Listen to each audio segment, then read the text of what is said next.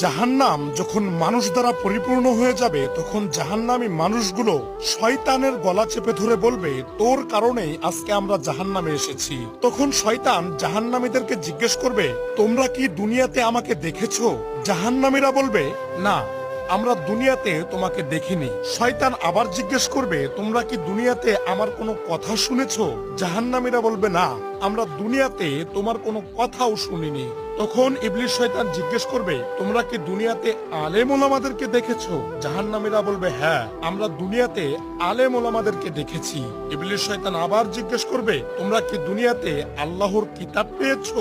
জাহান্নামীরা বলবে, হ্যাঁ, আমরা দুনিয়াতে আল্লাহর কিতাব পেয়েছি। তখন শয়তান বলবে, তাহলে তোমরা কেন তার উপরে আমল করলে না? দুনিয়াতে থাকা অবস্থায় তোমরা তোমাদের রবকে রাগান্বিত করেছো, যার কারণে আজকে তোমরা জাহান্নামে এসেছো।